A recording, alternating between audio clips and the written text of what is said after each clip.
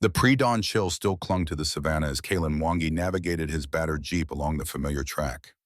Years of patrolling these lands had etched the lines onto his face, but also honed his senses to a razor's edge. Every rustle of dry grass, every distant call, was a whisper he understood. Today, however, the silence felt heavy, expectant, broken only by the rhythmic creak of his suspension. Golden light, nascent and shy, began to paint the sky, transforming the thorn bush into silhouettes. His eyes, accustomed to spotting the subtle, caught an anomaly, a flicker of movement where there should have been none, too small for an adult, too desperate for a healthy juvenile.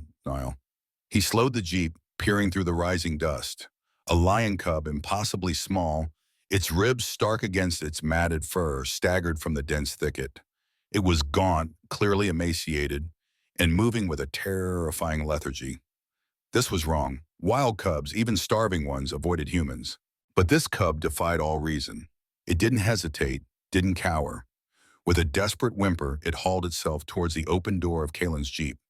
Its tiny claws scrabbled on the worn metal, and with a final heartbreaking surge of strength, it clambered onto the back seat, collapsing onto the tattered canvas with a soft, spent sob.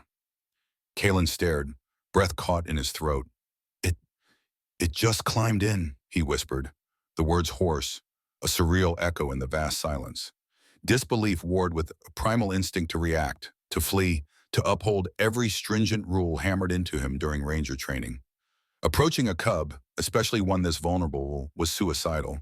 Its mother would be near, protective, deadly. Yet, looking at the tiny, shivering form, its eyes clouded with an almost human desperation, Kaelen felt a different, terrifying pull. Compassion, raw and unwelcome, twisted in his gut. As his gaze swept over the cub, a faint, acrid, metallic scent reached him, clinging to its dusty fur. He wrinkled his nose, instinctively dismissing it as something carried on the wind, perhaps from old farm equipment or scattered refuse. But it lingered, unsettling, an odd counterpoint to the wild earth. The cub barely stirred, its breathing shallow. It needed water. Against every fiber of his training, against all logical self-preservation, Kaelen moved. Slowly, deliberately, he unclipped his water flask, pouring a small amount into its cap. He offered it, extending his hand with painstaking slowness. The cub's head lifted weakly, its tongue lapped at the cool liquid with an almost frantic energy, a tiny, desperate sound escaping its throat. Then just as quickly, its head drooped, and it collapsed once more, a small, fragile heap. A low rumble vibrated through the savannah, a sound that bypassed Kaelen's ears and settled deep in his chest. It wasn't a roar, but a deep, resonant hum of power. His head snapped up. From the shimmering heat haze, a line of golden fur emerged, 6 lionesses, sleek and powerful, followed by a massive male, his mane a dark halo against the dawn. They moved with an unnerving silence, deliberate, their amber eyes fixed not on the cub, but on Kaelen and his jeep. Then, his ratano crackled, Zara Adana's voice, taut with alarm, slicing through the impossible tension. Kaelen, do not move.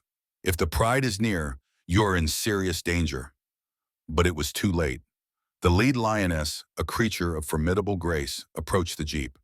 Her wildfires, intelligent and ancient, held Kaelen captive. She reached into the jeep with an almost gentle precision, nudging the cub. The cub weakly responded, and with a soft growl that was more comfort than threat, she coaxed it out. What happened next shattered Kaelen's understanding of the natural world. The lead lioness, cradling the cub, slowly, deliberately lowered her massive head. Her eyes remained fixed on Kaelen, but her body conveyed something utterly unprecedented. Then one by one, the entire pride followed, their powerful heads dipping in unison. A silent, profound bow. Their gaze burned into him, not with the predatory hunger he knew so well, but with something akin to recognition, an ancient, intelligent appraisal. Kaelen felt utterly exposed, stripped bare of his ranger uniform, of his human preeminence. I meant no harm, he whispered, his voice rough, inadequate against the weight of their silent judgment. As swiftly as they had appeared, the pride melted into the tall grass, their golden forms vanishing into the deepening sunlight. Kaelen remained transfixed, his hands clenched on the steering wheel. the ghostly imprint of the cub's tiny body still visible on the Jeep's dusty seat. The metallic scent, sharp and acrid, lingered in the air. He grappled with the impossible, his mind reeling. "Lions don't do that," he murmured, the words feeling utterly meaningless. What? What just happened? The entire framework of his life, his understanding of the wild, had been irrevocably fractured. Struggling to steady his shaking hand, he raised the radio. "Zara," he managed, his voice still hoarse. I I need to report something." He paused, searching for words that didn't exist. They bowed. A long silence stretched from the other end, heavy with unspoken questions. Then Zara's voice, sharp yet thoughtful, cut through the static. "Return to base, Kaelen. Don't linger. We'll review everything." Kaelen knew with a chilling certainty that settled deep in his bones that he had been chosen. Marked by something beyond his understanding, beyond the wilderness he thought he knew. And the impossible trust he had been granted carried a burden he was only beginning to comprehend. Back at the outpost, the fluorescent lights of the briefing room seemed to mock the impossible dawn Kaelen had witnessed. He recounted his story to Zara and a handful of younger rangers, the words feeling clumsy, inadequate against the weight of the experience. "They watched me," he reiterated, his voice strained. Then they bowed. A ripple of uneasy glances passed between the junior rangers. One, barely out of training, shifted his weight uncomfortably. "Lions don't do that, Kaelen," he muttered, his tone wavering between skepticism and fear. Kaelen felt a flash of frustration, but knew better than to argue. How could he explain the impossible? Zara Adana, however, listened with an unnerving stillness. Her eyes, shrewd and intelligent, bore into Kaelen's, searching for truth beyond the incredible words. "You've been here 12 years, Kaelen," she stated, her voice quiet but firm. "I trust your eyes. If what you say is true, this is not just behavior. It is a message." Her words resonated with him, validating the profound unease that had settled deep in his psyche. The next 2 nights offered no respite. Kaelen tossed and turned, tormented by the memory of the lion's intense gaze, the cub's frail, trusting body in his jeep. He felt an unseen presence, a subtle shift in the savannah's rhythm, as if the wild itself was watching him. Driven by an inexplicable urgency, he left the base after dark, walking alone to a secluded river bend, the water a silver ribbon under a sliver of moon. He stopped, listening to the night sounds, then whispered into the emptiness, the question a raw plea. "What did you want from me?" The air stirred, a breeze that felt too deliberate. He spun around, convinced he saw a lioness shape melt into the ridgeline, a fleeting silhouette against the stars, gone as swiftly as it appeared. The question burned deeper now, amplified by the silent confirmation. 2 days later, the quiet was shattered by the crackle of the radio, an urgent alarm cutting through the morning calm. "Patrol East Sector, lion activity unusual near Waterhole 9, cubs seen wandering without full pride. Repeat, unusual movement." The hair on Kaelen's arms stood on end. It was too specific, too unsettling, echoing his recent encounter. He pushed the battered jeep to its limits, the dust cloud behind him a frantic testament to his urgency. As he approached Waterhole 9, a chilling scene unfolded. 3 emaciated lion cubs, smaller and even more pitiful than the first, cried piteously near the shrinking water's edge. Vultures, dark omens, already circled ominously overhead. No adult lions were in sight, an unimaginable abandonment. The metallic scent from the first cub returned, stronger now, cloying. As Kaelen got closer, his eyes fell upon the water. A thick, iridescent slick coated the surface, reflecting grotesque, unnatural colors in the dappled sunlight. It shimmered with an oily sheen, a deadly rainbow. This wasn't natural. Kneeling by the edge, his gaze followed the slick to its source. Half buried in the muddy bank, a corroded, dented container lay exposed, its surface crusted with grime. Faded industrial markings, barely legible, hinted at its grim origins. "This isn't natural," he muttered again, the words tasting like ash in his mouth, a cold dread running down his spine. The connection, chilling and undeniable, slammed into him. The first cub's weakness, the metallic scent, it wasn't starvation. It was poison. The cubs, too weak to flee, merely huddled together, their cries faint, as Kaelen knelt, offering his flask. They lapped weakly, their tiny bodies trembling against his boots. Just as he was reaching for his radio, a deep, rolling roar vibrated through the ground, a sound that spoke of ancient power and immediate danger. Kaelen looked up. The same pride, unmistakable in their bearing, descended a distant ridge, their eyes locked on him, the cubs, in the polluted water. Instinct screamed at him to retreat, to seek cover, to protect himself. But the memory of the first cub, the desperate trust, and the horrifying discovery of the pollution solidified a new, dangerous resolve within him. He stood up slowly, deliberately, his palms open, positioning himself between the vulnerable cubs and the approaching pride. The lions halted, a silent, formidable line. They observed Kaelen, then the whimpering cubs, then the poisoned water, their eyes holding an almost knowing intensity, an ancient understanding of the unfolding tragedy.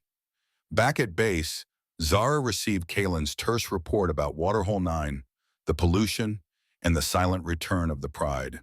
Her face tightened with concern, the lines around her eyes deepening.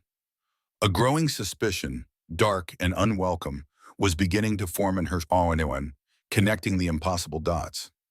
Kaelen stood his ground, palms open, a human barrier between the whimpering, poisoned cubs and the silent, watchful pride.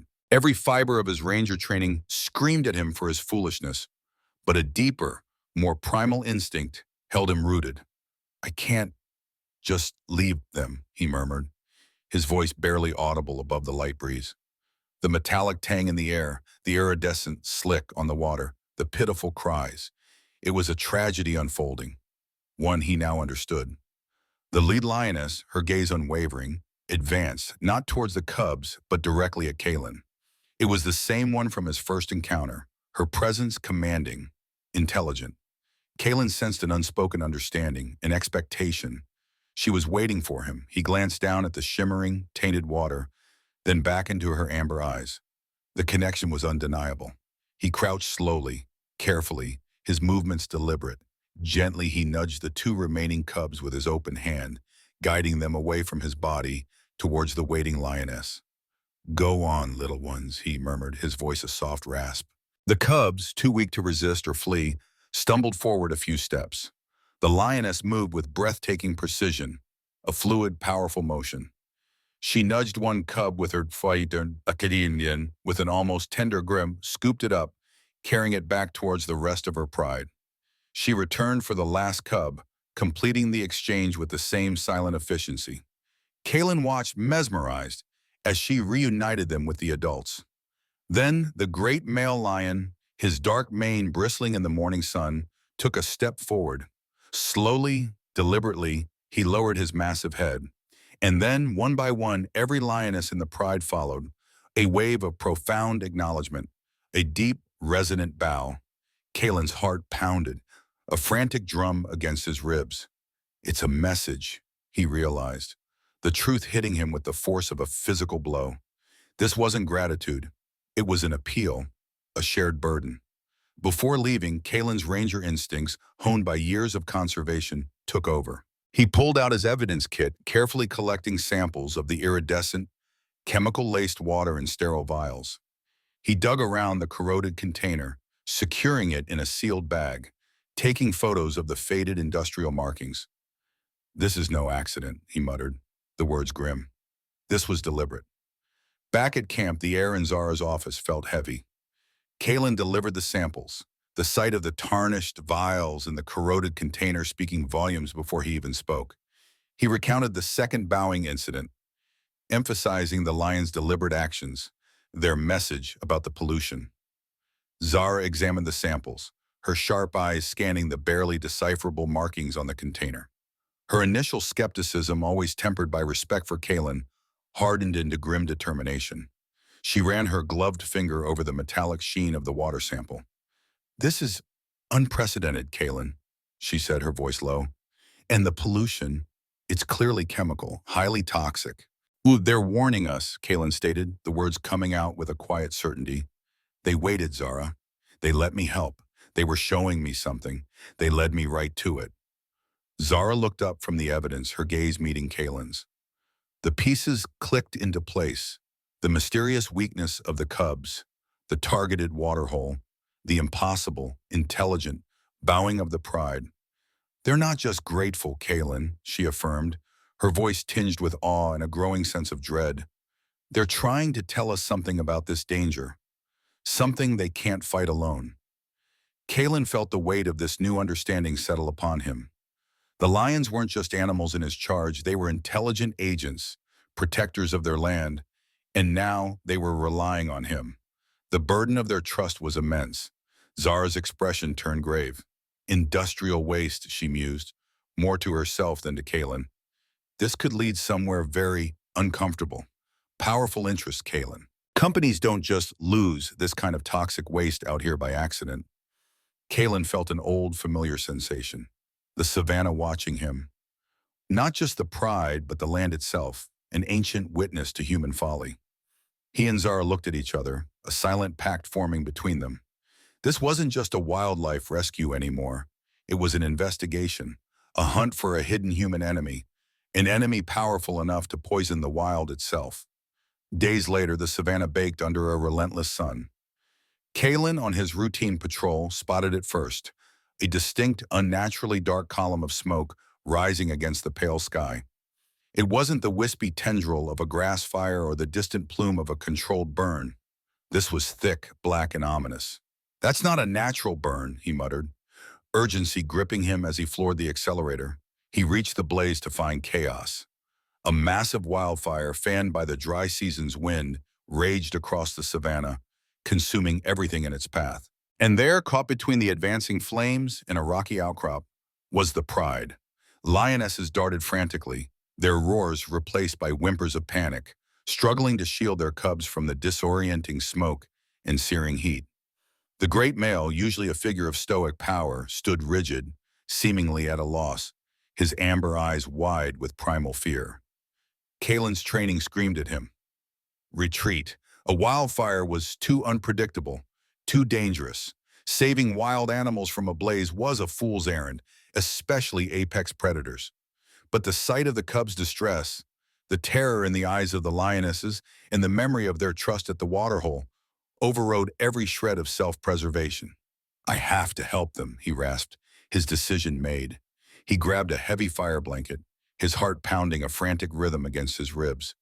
Plunging into the choking smoke, his lungs burned, each breath a raw agony. He beat back smaller flames pushing through the inferno, his arms aching with the effort.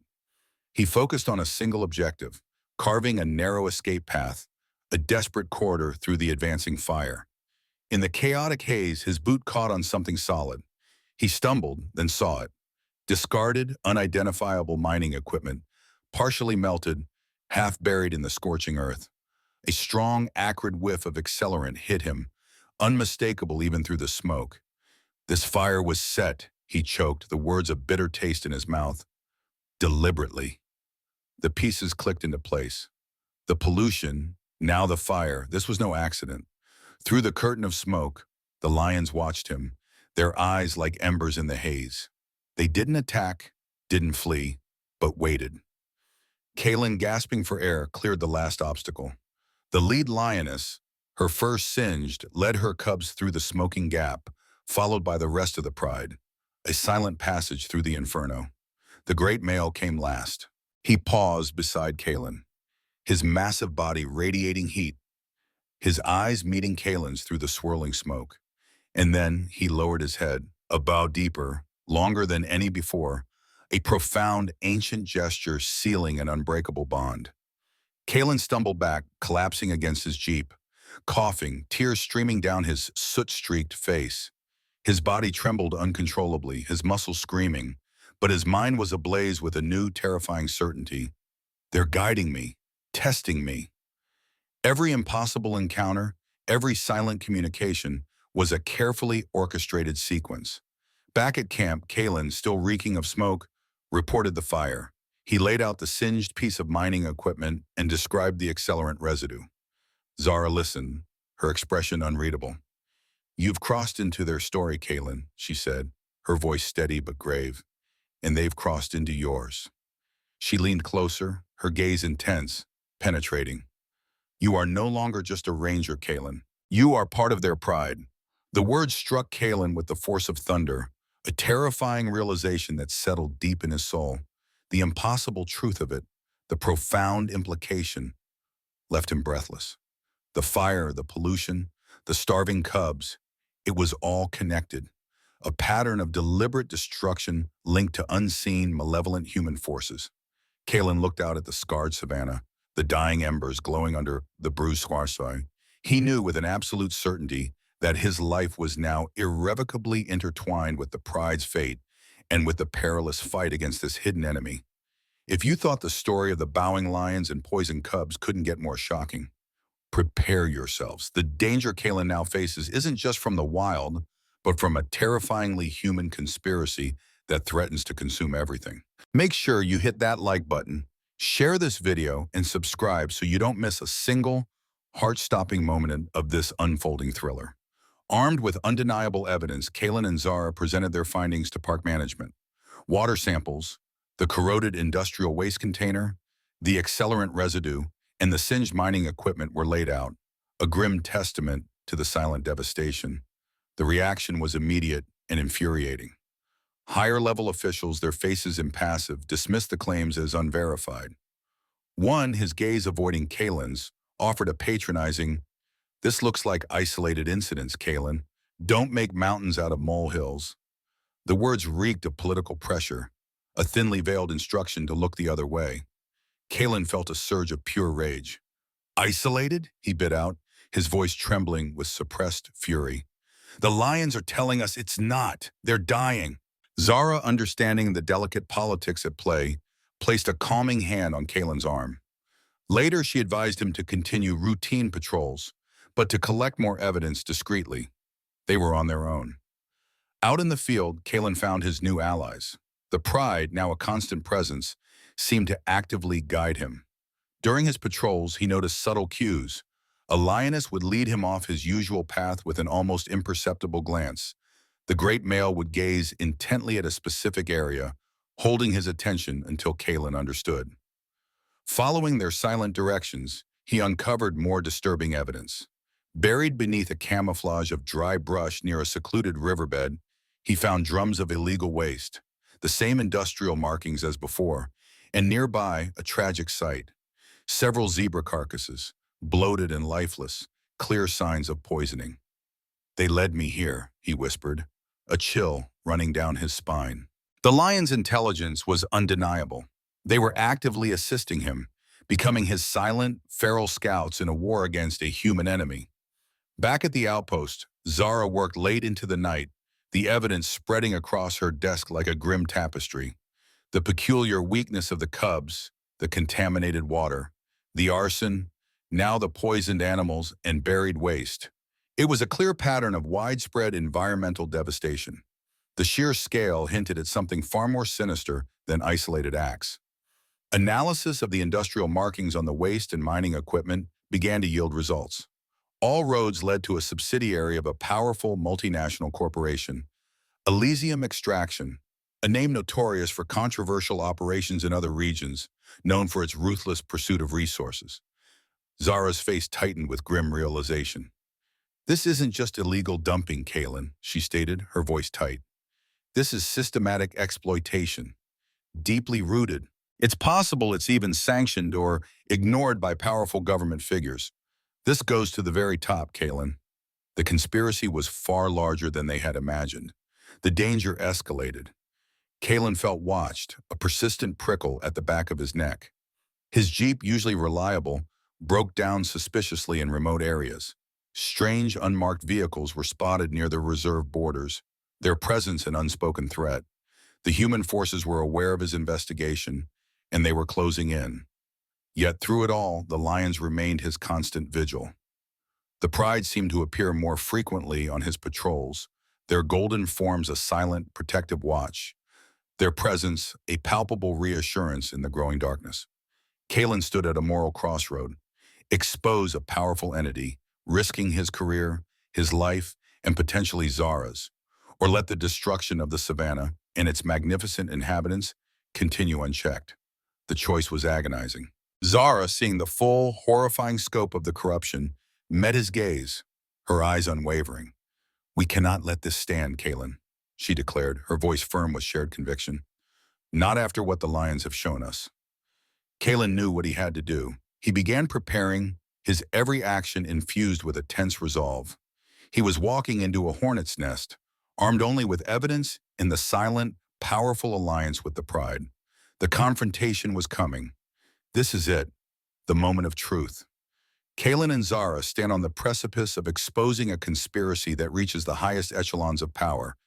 But confronting an enemy this ruthless and well-connected will put their lives and the future of the Savannah on the line. Don't go anywhere because the final act of this incredible, terrifying saga is about to unfold. Hit that like button, share this video, and if you haven't already, subscribe to join our community as we uncover the deepest mysteries. Under the cloak of a moonless night, Kaelen and Zara executed their raid. The Elysium extraction site, a crude but expansive illegal operation, sprawled just beyond the reserve's border, a festering wound on the wildland. Generators hummed, spotlights cut through the darkness, illuminating heavy machinery and overflowing barrels. They moved with practiced stealth, Kaelen leading, Zara behind him, both armed only with their conviction and the damning evidence. Confrontation was inevitable. They burst into a makeshift office, finding several armed corporate security personnel. Kaelen slammed the files onto a scarred table. "You're destroying this land and covering it up," he yelled, his voice raw with years of bottled-up frustration. He laid out the photographs, the lab reports on the water, the details of the arson, the analysis of the mining equipment. The security personnel, grim-faced and under orders, refused to cooperate. One, a burly man with cold eyes, sneered, "You have no authority here, Ranger. Drop the charges and leave, or things will get messy." They began to surround Kaelen and Zara, weapons subtly raised, the metallic glint a stark warning. Kaelen knew they were cornered. They could be silenced. Their evidence vanished. Just another tragic accident in the remote wilderness. He had played his last card, and it seemed to be folding. But then, a desperate, defiant strength surged through him. "They tried to bury the truth," he declared, his voice ringing with a strange certainty, "but the Savannah has its own voice." Just as the burly guard raised his rifle, a low, resonant growl reverberated through the very ground beneath their feet. It wasn't a warning, it was a promise. From the surrounding bush, the Pride emerged, silent, coordinated, their golden forms materializing from the shadows. The lions, led by the great male and the formidable lead lioness, moved with chilling precision. They didn't attack. Instead, they strategically positioned themselves, fanning out with an almost military exactness, encircling the corporate security team. Their amber eyes blazed, not with hunger, but with a primal, protective fury, cutting off every escape route. They formed an impenetrable living wall, a silent, formidable barrier protecting Kaelen and Zara, effectively disarming the human threat without a single claw extended in aggression. Faced with these primal guardians, the corporate security, utterly terrified, lowered their weapons.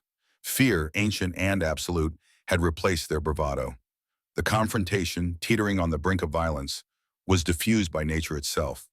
The presence of the lions, an impossible, irrefutable testimony, coupled with Kaelen's overwhelming evidence, forced the authorities' hand. The illegal operation was exposed, its high-level connections unraveling in the harsh light of public scrutiny. Kaelen met the gaze of the lead lioness. He understood now, with a clarity that shook him to his core. The bows weren't just gratitude, but an ancient recruitment, a plea for alliance against a shared, destructive enemy. He was no longer just a ranger. He was a bridge, a primal guardian, bound by an unbreakable, unspoken oath to the wild. The fallout was immense. Arrests were made, a public scandal erupted, but so too did fierce political retaliation against Kaelen and Zara. They paid a heavy personal price. Yet slowly, a glimmer of hope began to bloom across the Savannah. The waterhole cleared, its surface pristine once more, and new cubs, strong and healthy, were seen thriving. Kaelen often found the Pride watching him from a distance, a silent acknowledgement. The cub from his jeep, now a strong, healthy juvenile, would sometimes pause, its gaze meeting his, a testament to their enduring, impossible bond. He continued his work, forever marked, forever connected, forever the primal guardian, a man who had answered the profound call of the wild. Kaelen Mwangi had patrolled the savannah for 12 years, believing he understood its ancient rhythms, its silent language. His senses were honed to interpret every rustle, every distant call, but nothing prepared him for the impossible. It began with an emaciated lion cub seeking refuge in his jeep, an act of trust that defied nature. Then came the pride's unprecedented bow, freezing Kaelen in a moment of profound, unsettling recognition. This wasn't just unusual animal behavior. It was a desperate, intelligent plea. What began as an act of compassion rapidly evolved into a perilous journey into a sinister corporate conspiracy. The metallic scent on the cub's fur, the poisoned waterholes, the deliberate wildfires, the buried industrial waste, each devastating discovery was subtly guided by the pride's unwavering gaze, revealing a ruthless human enemy, Elysium extraction. When the final confrontation arrived, armed men poised to silence the truth, the savannah revealed its ultimate guardian. The coordinated strategic emergence of the lions, forming an impenetrable wall of primal protection, was Kaelen's final terrifying lesson. He was no longer merely a ranger bound by human laws. He was a bridge, recruited into an ancient pact, bound by an unbreakable, unspoken oath to the wild. The savannah had spoken, and Kaelen, its new primal guardian, had answered its call. The fight was far from over, but the wild had found its voice, and it spoke through him.